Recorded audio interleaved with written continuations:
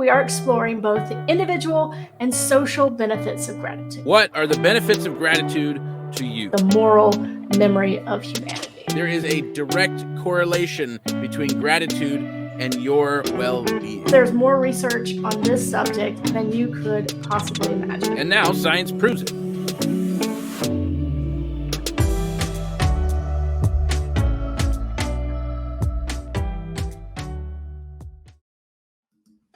Hi there, I'm Reverend Ryan, and we are Soul Evolution Collaborative, an innovative bricks and clicks community dedicated to personal transformation and communal evolution. And this is Truth Be Told, a weekly series bringing you inspiring and uplifting messages, maybe new ways of looking at the world, and a spiritual wisdom in the most practical ways possible. And so welcome to episode 104, Gratitude in the House. We are looking at many aspects of gratitude all month long. And today we are exploring both the individual and social benefits of gratitude. And so once again, we're peeling back the layers of gratitude, and I have been totally amazed so far. It seems like the more we explore, the more I'm realizing that gratitude is a foundational component to, well, everything. So today we're exploring the individual and social benefits of gratitude with some help from the Greater Good Science Center of UC Berkeley and their study on the science of gratitude. And so believe me, there's a lot of benefits to gratitude, a lot more than I could possibly imagine. So when we begin to create space for gratitude, even just a little bit, the effects will be transformative, not only in our own lives, but to everything around us. So let's begin creating space for gratitude on this episode of Truth Be Told 2.0.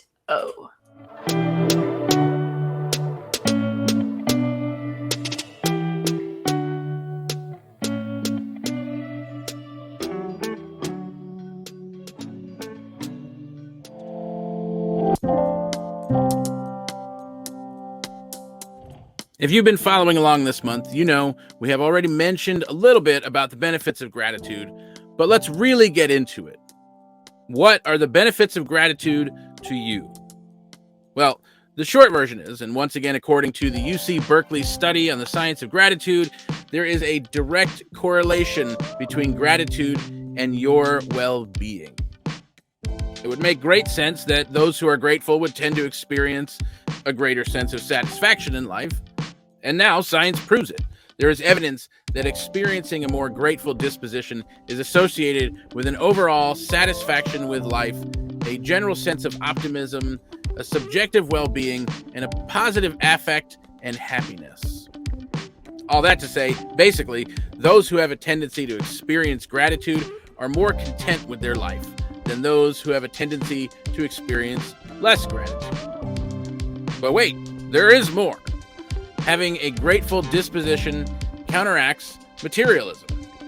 We are less likely to define ourselves by our things with a general disposition of gratitude.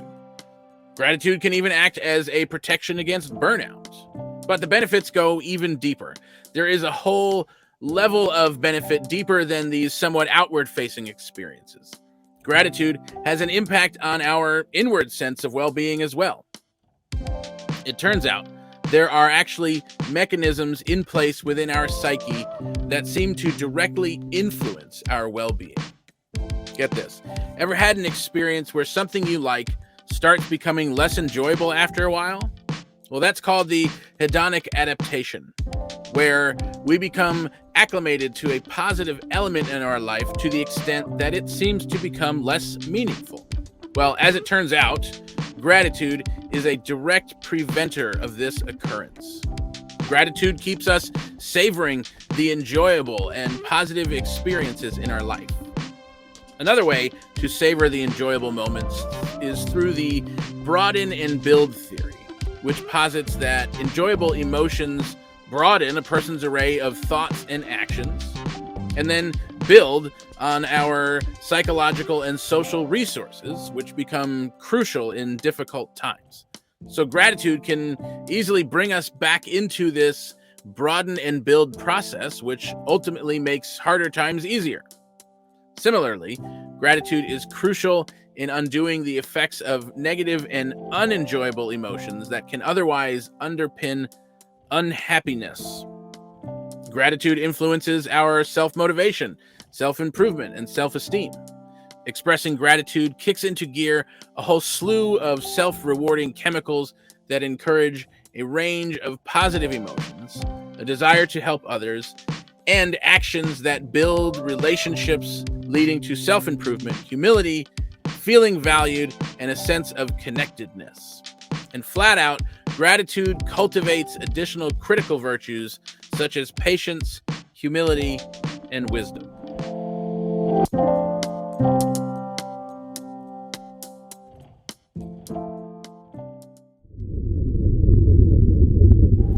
If you haven't heard, our Thursday night event, The Gathering, is stellar. This is where folks come together, share their own personal life experiences, and have the opportunity to show up in new and authentic ways. So if this sounds like your jam, join us on Thursdays at 7 Eastern. You can sign up by flying over to our website, soulevolutioncollaborative.org, and the fun that we have is out of this world.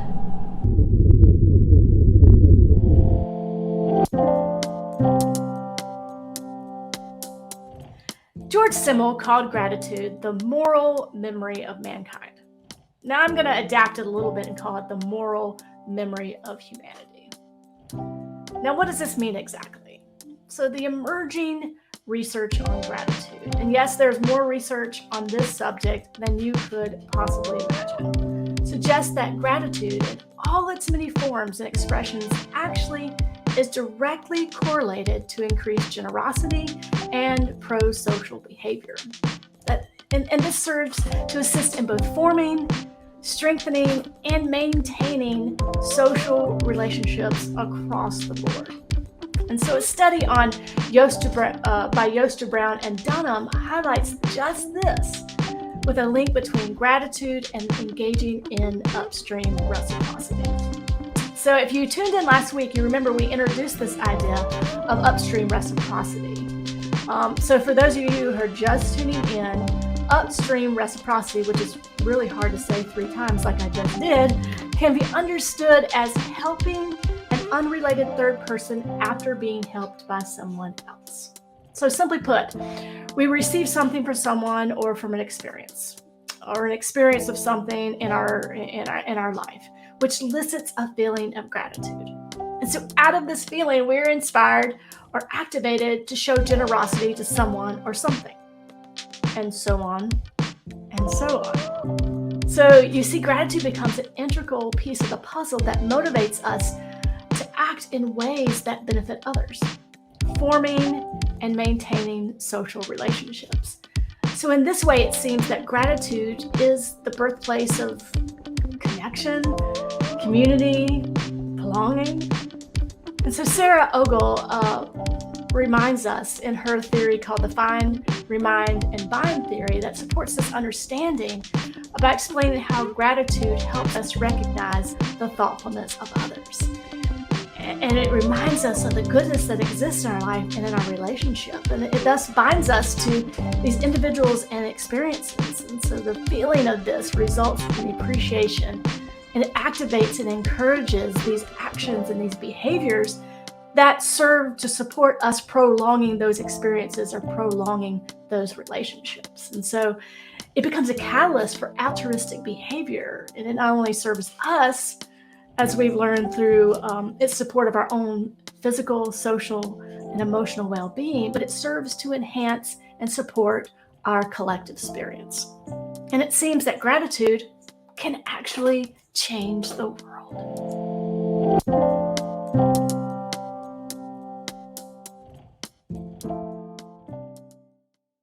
Let's talk about gratitude a little bit. Yeah, I mean, I think that I don't know that it's like this new profound information that gratitude has benefits. I think we know that. I mean, otherwise, why do we kind of encourage it and practice it and teach it? But I didn't really understand the layered benefits that it really does. Yeah. It actually holds together almost everything. I mean, especially when we talked about not only the individual benefits, and obviously that impacts how we show up, but like the social benefits, like it is the glue. It helps, like it actually encourages the bonding. It brings together from like the far away relationships or distant sort of interactions, and it like brings everything kind of closer. I have to come clean here. I've always been the type of person that's like, yeah, prove it to me. Yeah. And ironically, here I am in this like faith-based lifestyle role, right? And so there are a decent amount of elements to any faith that you kind of have to. I look at it as like I've had to take on faith and then kind of prove for myself. And something like gratitude has kind of just always had that like still holding out for proof. Like this, there's absolutely like 100% proof that it is yes and so people who have a lot to be grateful for tend to be more grateful and tend to have a positive outlook on life. People who have a predisposition to have a positive outlook on life also tend to be more grateful, and it can be both. It doesn't have to be either one. And like it's kind of, I don't know. I guess I was kind of in the past like, am I just trying to trick myself into being happy? Am I trying to trick myself into and even if that was true, that also works. Like, yeah, it worked. Yeah. And maybe, I don't know, but it's like, no, there are literally, like, this is the mind-blowing piece to me this month, that there are literally mechanisms, like we come hardwired with mechanisms where we just like plug in gratitude into that mechanism, and it's like the antidote for a lot of things. A lot of things. The social implications of gratitude. I don't know that we talk about that a whole lot, in the context, when we talk about gratitude, it's usually kind of this, individual sort of gratitude practice. And we talk a lot about that from the individual sense. I had an experience of this where I actually was like, oh, that's how that works. A flower pot had blown off of our patio into the yard. And I'm like, oh, I'll get that in a minute. Well, like 10 minutes later, someone walking by had picked that up and put it back on our patio. Someone who had no skin in the game, nothing to gain, did it, put it back, and went about their business. And for me, I was filled with such gratitude that I was like, oh, I hope I see that person, or, I hope, like, I don't know, it was something about someone I didn't know or had a very kind of just cursory relationship with did this. And for some reason, it like evoked in me this feeling of, oh, I want to get to know that person more. I want to thank them. And it was like, and I'm like, oh, that's the social implication we're talking about. That's how we do that. Like it taps into kind of that hard wiring, and it's like, see, there it is. And then it kind of brings this like way out there sort of person close. And isn't that what we've been talking about, especially here, is like bringing those the people that we consider way out people close in community, in relationship, into altruism, into mutual support for one another. I mean, it was like this community activation thing, and it was just a pot. Yeah, that gratitude is more than writing, in your journal. I mean, that's an aspect of it, but there's just so much more, the implications, just this kind of upstream reciprocity. It's fascinating because what comes to mind is like, I notice even in me that even now I'm like feeling the learned social resistance to the idea of upstream reciprocity. We have societal rules that say you're not supposed to do that. Like we've literally created pieces of society that go against our human nature in this sense, that like stay out of other people's business, mind your own business. And I don't know if that's, I mean, that I can see how that might be like a very specific, like New York, New Jersey thing. So there might be some of that at play, but like mind your own business, like don't get involved. Yeah. Like don't be nosy and whatever, Someone else will do it. Yeah, right. Somebody else will stop. Somebody else will whatever. And at the same time, I can recognize how through my life I've been the one regularly to stop. I've been the one to not mind my own business. I've been the one, like I've been the nosy one. Yeah. So it's interesting to recognize, like, I can feel both of those things. I can recall times where both of those things were at play, and it just seems so weird right now to realize how embedded in our human nature it is to engage with others, to care about others, to care for others, to like step in and help, and we've talked about it before, like, yeah, in times of like dire emergency, like, it doesn't matter who you are, everybody kind of jumps in and helps out. But in those lesser emergency based things like a flower pot, I think it just supports, we're continuing to learn more and more our true nature, and bringing ourselves in alignment with that. And I think that's the beauty of these kind of conversations. And I think gratitude is a big piece of that remembering. Talking about that element of discomfort, what came to mind is this the evolution of human awareness, right? Yeah. And so since March of 2020, right, COVID lockdown, I think there was this collective conscious experience where, and I'm sure this has been talked about like 1,000 times, but just for the setting the picture here, like setting the tone, we all kind of got like put in timeout, and we were all, most people were in this place of like resistance to what was happening.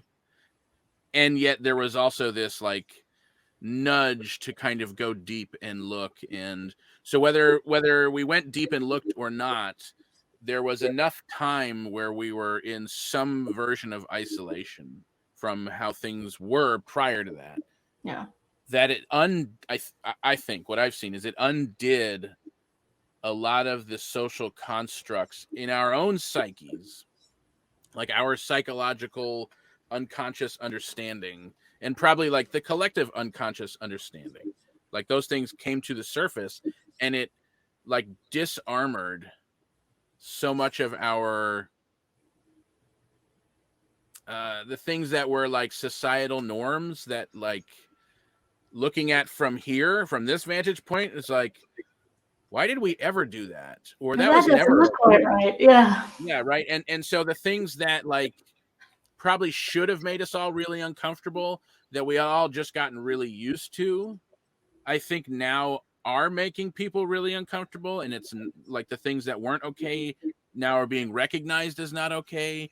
Yeah. And so for me, like my whole perception on community has shifted this month when we're looking at gratitude, because I kind of had this stance of like, oh, it's empathy, like we're in need of empathy, and that is I think is still true, but I had no idea that gratitude is like the precursor to empathy, or gratitude is like the kickstart to empathy. And so a lot of those things that we're facing, we're in that place of discomfort, I think because of the unlearning that happened over the last couple of years, or at least the cosmic 2x4 thrust forward, whatever was going on. I think it pointed us towards like community, right? So we were looking at like this self-reliant human-made structure around how we lived and operated, and got like 180 to like, no, community.